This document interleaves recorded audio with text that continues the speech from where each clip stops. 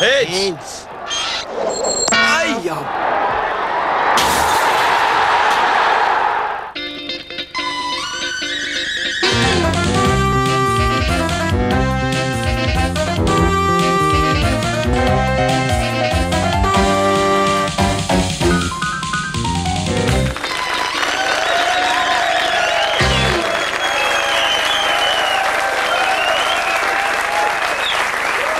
Hello and welcome to A Game of Two Halves, the football quiz show that bends the truth round the defensive wall of waffle and hits the back of the onion bag with razor-sharp strikes. First up, let me introduce the captains, starting with the star of stage, screen and the Dukla Pumferson midfield. It's Tony Roper.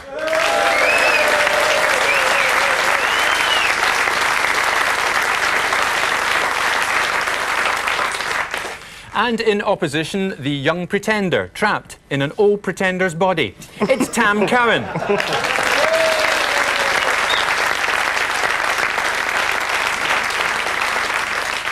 Now, joining Tony this week, former Rangers and Scotland legend Derek Johnson and New Labour, Old Jambo, MP George Fowkes.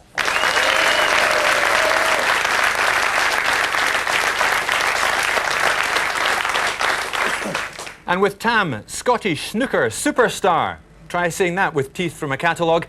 John Higgins, and one of football's eternal optimists, St Mirren boss, Tony Fitzpatrick.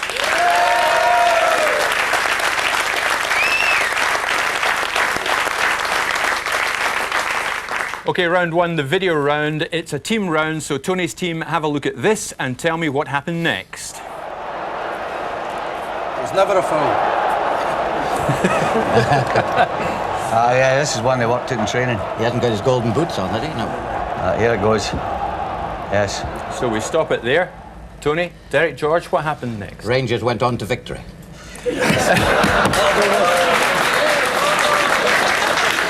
They always do, don't they? Getting spoken like a true Hearts. Oh! Can I ask my right honourable friend to be more specific? Well, they always, don't they? Always win against Celtic, don't they? No. No. Sorry, Tony. Nearly always. Nearly always. I think what happened in that was De Canio passed it to Peter. Unfortunately, Peter wasn't ready because they'd worked this out in the playing field, or the playing ground, but Peter wasn't at the playing ground when they worked it out. Rangers Went up and went really straight up and scored. Broke away and scored. So how do you see it then, Derek, just before we see it here? It was a Celtic free kick. It broke down. Rangers attacked and scored. OK, well, let's see then what happened next. So, Tony, were you right? Yes. Wait for it. You brought down. Laudrup's away. Now, you were right about everything there, other than them scoring. But they should have scored. You can understand the confusion there, Jim. I mean, there was 5 men in the wall there, and Paulo had a verbal agreement that there'd be 6. So he lost the quiz. And, Tony, do you agree with John? Celtic will be back? Oh, very much so. I think very unlucky in the games, the 11 games they've got beat. Well done. OK, Tam's team, now your clip. Same idea, watch closely and tell us what happened next. Oh, yes. Celtic Rangers again. Of course, you need us to tell you what happened next because these were the Scott Sport cameras, obviously. You probably missed it.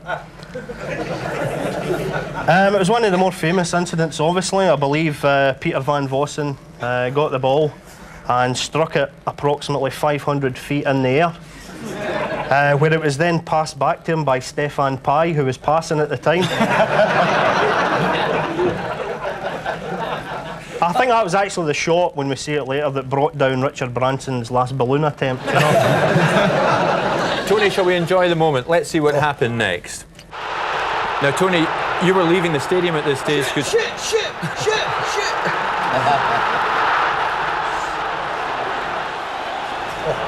That's Walter saying, my goodness. At the end of that round, I would think it's 1-0 to Tam Cowan. 1-0 to Tam.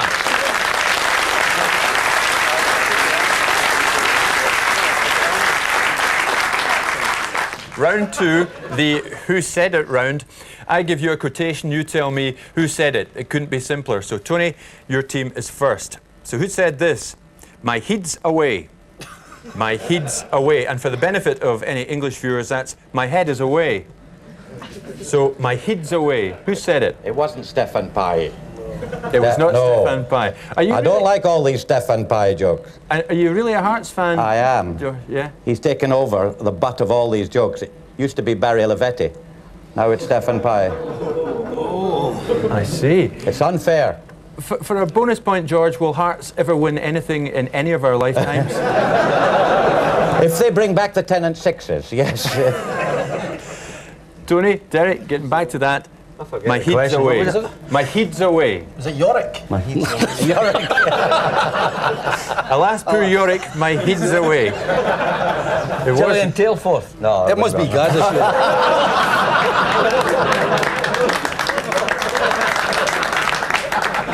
She said,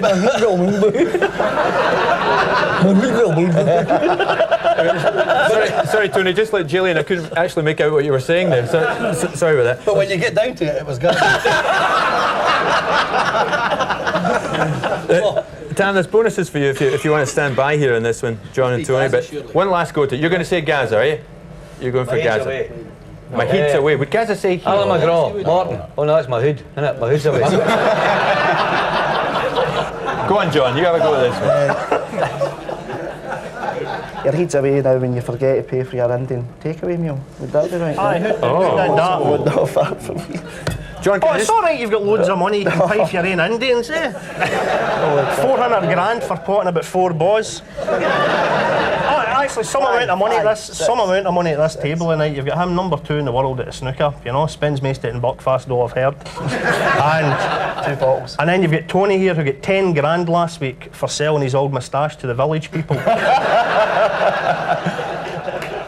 It was about a player who felt he wasn't mentally attuned to play for Scotland at this stage. Andy Gorham. Well done, Tony, George and Derek. Well done to you. Andy Gorham is the answer. OK, Tam, here's your quote. He's an intelligent boy who likes people to think he's stupid. I don't know. Who said it about whom? He's an intelligent boy who likes people to think he's stupid. Hazard a guess at Tosh McKinley. The man who thought an ambush was part of Miss Piggy.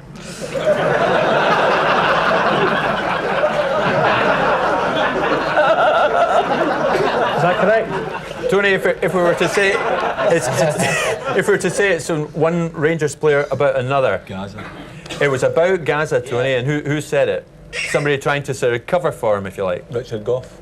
No, but another Rangers player, John. Durant? It was not Duran. Glenn Tony. Hoddle. Sorry, Glenn Hoddle. No,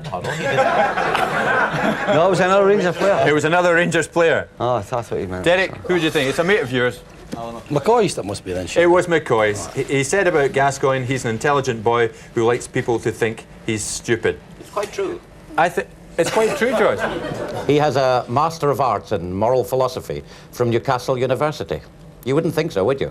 Not to look at him, you would. No.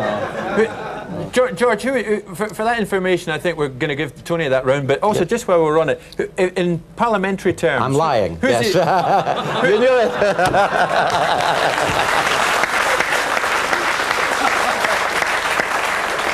at the end of that round goes to Tony. It's Yeah. now one each, Yeah. one each, lads.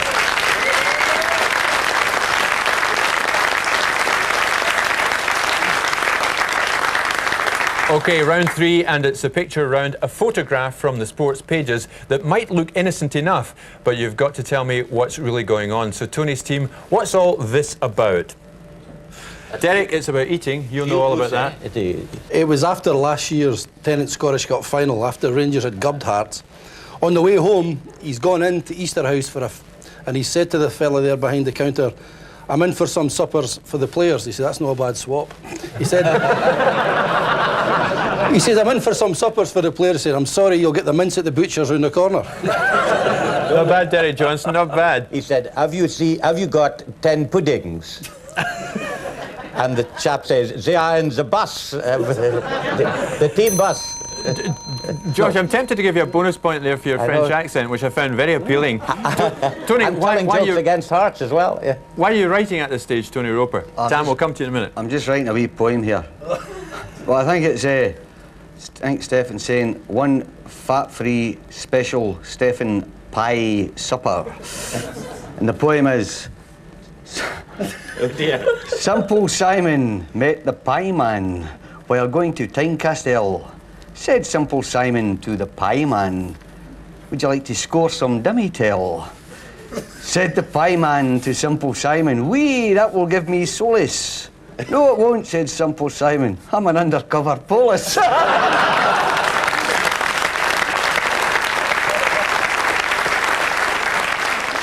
Jules Rousset has ordered a Stefan pie supper and is waiting for it to start floating in the air. But Tony, a very good poem and a very good answer. Tony Roper there in top form, ladies and gentlemen.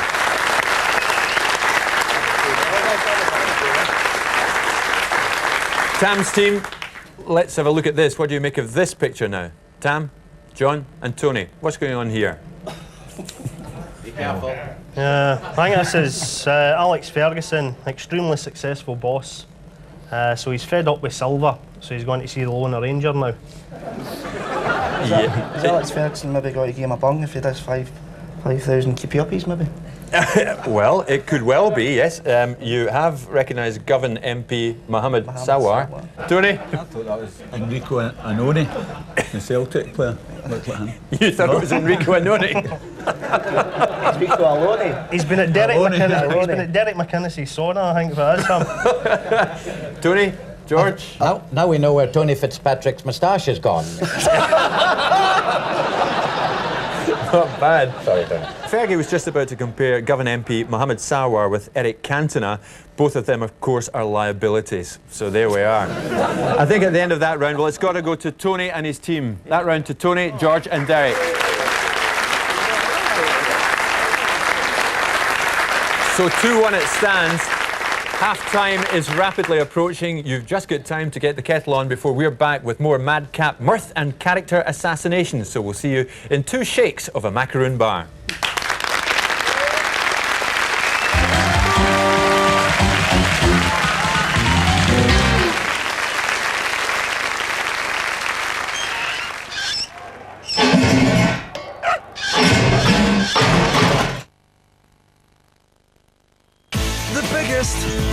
The scariest, the wettest at Scotland's theme park, Strathclyde Country Park, Motherwell.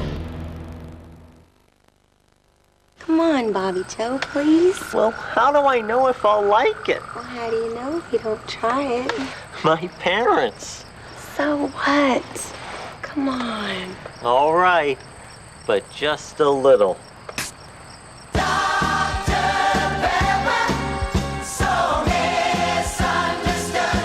I love it.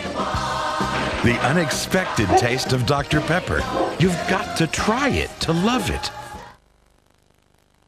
When shine is born at the roots, you can see it with your eyes closed. New Formula Organics at the root of beautiful hair. Un giorno, figlio mio, tutto questo sarà tuo. Un giorno, figlio mio, tutto questo sarà tuo. Un giorno, figlio mio, tutto questo sarà tuo. One reason people live longer in the Mediterranean is their diet. Fresh fish, vegetables and olive oil. Un giorno, figli miei.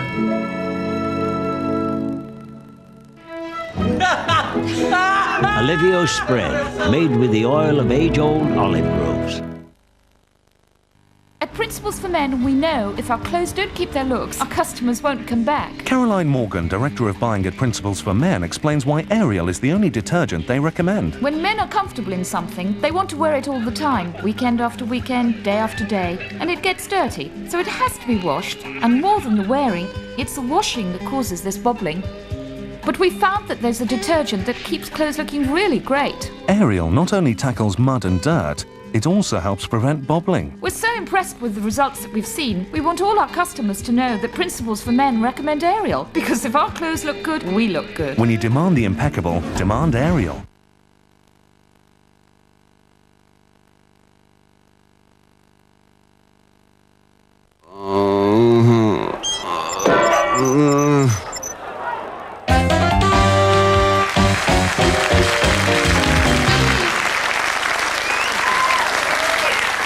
Welcome back. Round 4, the ever-popular Odd One Out round. Dead simple, 4 pictures. One of them shouldn't be there. You tell us which one and why. So Tony's team, your 4 are as follows. And here they are now.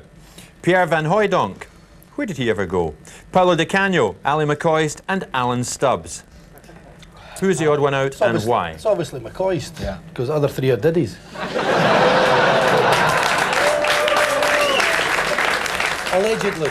Allegedly. A popular answer with one half of the audience, certainly, Derek. I think it's Ali McCoist as well, because he's the only one who's won 9 league championships in a row. And he's the ugliest of the other 3 as well. It's nothing to do with MBEs, is it? McCoist again, he's the only one with one? I'll tell you what it is, I know what it is. Van Hooijdonk's wore coloured boots. They not wear red ones at one time. Yep. The Canio's worn every colour. McCoist wear the Rangers blue. And Stubbs, well, he wears tackety boots, I think. George, I think Derek is going in the right answer, in the right direction, but with that answer. But has anyone ever told you you're a dead ringer for Jerry McNee?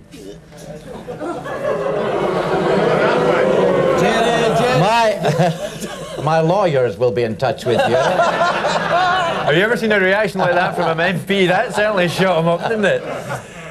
Okay. Can't say anything after that. I was going to give you the answer. Go on. McCoist. He's Why? the only one who can't speak English. Tam, do you want to come in on this? Tony and John? Well, we'll correct Derek first of all about the colour of Paolo's boots. Paolo actually only wore the gold boots. He was going to wear the silver boots, but there was none to clean them with at Parkade.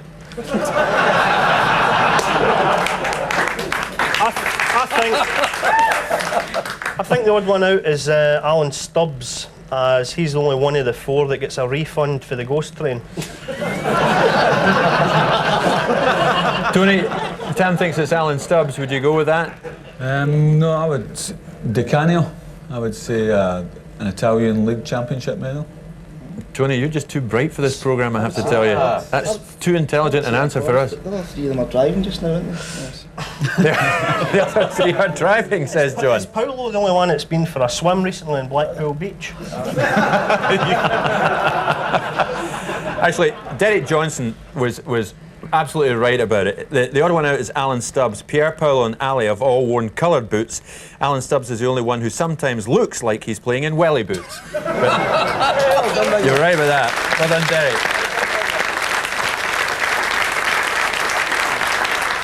And Alan, if you're watching, we don't mean it. Tam's team, the odd one out and why, and here they are. David Hay, Tommy Burns, Lou McCarry and Liam Brady. Who is the odd one out and why? Tam? Go on, John. Any. On you go, John. No, on you go. You've got more money than me. No, you stay, man. Honestly, on you go. I think, well, if there's any youngsters in, I think they'll know that the bottom right one is one of the Chipmunks, a cartoon, for the looks of it. So I don't know what he's doing in there. Is it Lou McCarry? I think Lou McCarry is probably the only one of the 4 who would put any money in Celtic beating Rangers next year. OK, Messrs Higgins and Fitzpatrick, do you want to throw your threepence worth in? You must be an odd man out if you're going to buy Cascarino. So. You'd say Brady? I'd say Brady. You didn't like Cascarino, John, as a Celtic supporter? Is Lou McCarry the odd one out? His only Celtic manager who had his office in Stoke? You're getting close to it, actually. Tony, do you want to have a go at this? Yeah, Lou McCarry. He's the only one, well, I know in my district, he's the only one that came in with an ice cream van. Okay. The thing about it, Lou McCarry was such a bad manager, probably the sort of guy who would have bought Archibald and Victor and guys like that, you know? Tony, do you want to come in here with Derek and George? I think it's Brady. Why is that? Well, they've all managed Celtic, but Brady's the only one out of that 4 that hasn't actually played for them. Not a bad answer, Tony, but totally wrong. George, Derek? Still can't get over that. Jerry McNee. This is something about Celtic, this, isn't it? That is why you represent your constituency, George. Razor sharp there. I'll tell you, none of them played for Auchinleck Talbot. They never did. I promised Auchinleck Talbot I'd mention them. Michael Winner. Michael Winner. Michael Winner. Dead ringer for Michael Winner. Michael Winner. Yeah. No, you're a Hearts fan, it's got to be Michael Loser. Derek, one final go at this one. Hey, Burns, McCarry and Brady, the odd one out and why? Haven't a Scooby. Unless the chairman of Celtic has said, get McCarry out, and he went and got half a dozen cans of lager and a bottle of whiskey. Actually, Tam was right. The odd one out is Lou McCarry. He's the only one who gave his team talks by fax. Allegedly. They would have it, though. That is the equalising round for Tam. It's now 2 each. Well done, Tam, Tony, John.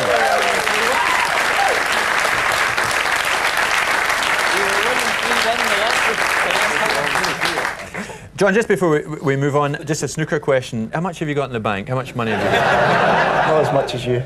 Not as much as you. Oh, and another bonus point, who do you hate in snooker? Who's horrible? Tell us now.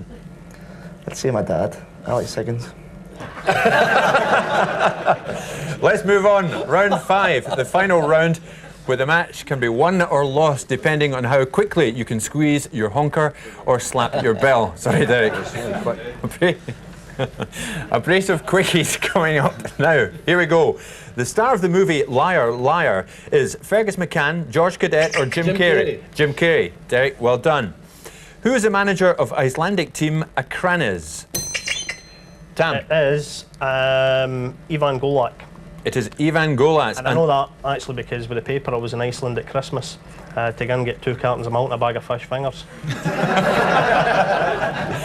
A bonus for you here, if any of you can give me a quick impersonation of Ivan Golak.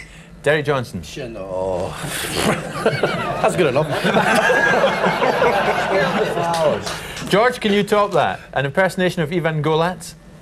That's good enough. That wasn't bad. That was a current MP there doing that, ladies and gentlemen. No, I was impersonating Jerry McNee doing an impersonation of Ivan Golak. Tony Roper, one for your team. Ivan Golak. You got to smell the flowers. It's very easy. You take a nice and nice. It's nice to be nice, you know. Not bad, Tony Roper there. Any of you guys want to go at this? No, you're all right. Tam's team tell me they're all right about impersonating Ivan Golak. Which member of the government used to sell programmes at Starts Park? Tam. I don't know that, but the chief scout was David Blunkett. That's right. That's a dreadful answer. George. Gordon Brown. Gordon Brown, well done. And he is now? Chancellor of the Exchequer, and a wonderful man, excellent fellow. Yeah. John Higgins was just wondering, how much is Gordon Brown worth these days? Not as much as John. Do you know, Paul Daniels said he would leave the country if Labour got into power, and he's still here. It's disgraceful. Is it time to get rid of... Something else.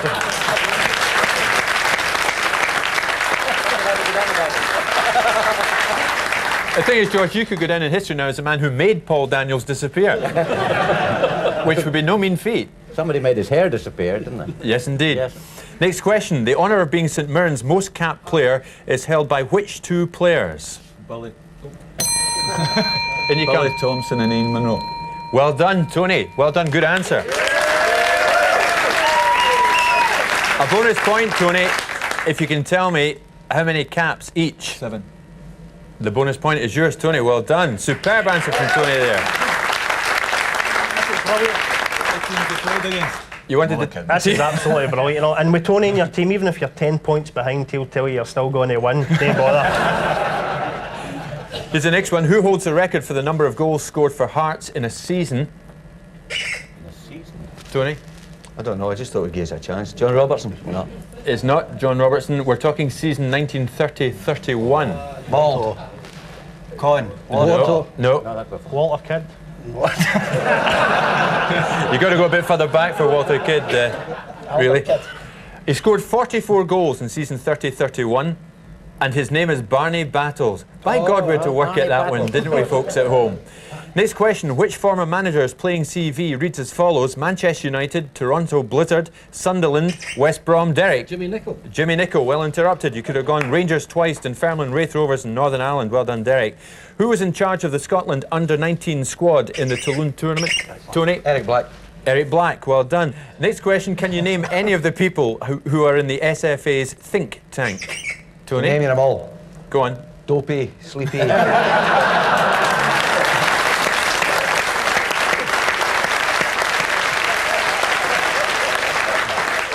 Happy, sneezy and grumpy. Guess who's grumpy? I reckon that round goes to Tony Roper.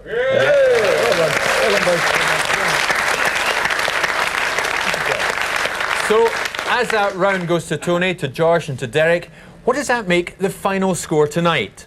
JK, what's the score? JK, what's the score?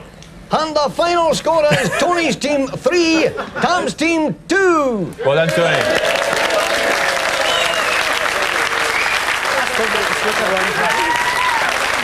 Well, before we go, our warmest, if slightly belated, congratulations go to striker John Robertson on reaching 208 goals and finally overtaking a long-standing Hearts record, Pasquale Bruno's 207 yellow cards. This is a game of two halves, where remember it's not the winning, it's the taking apart that counts. Good night.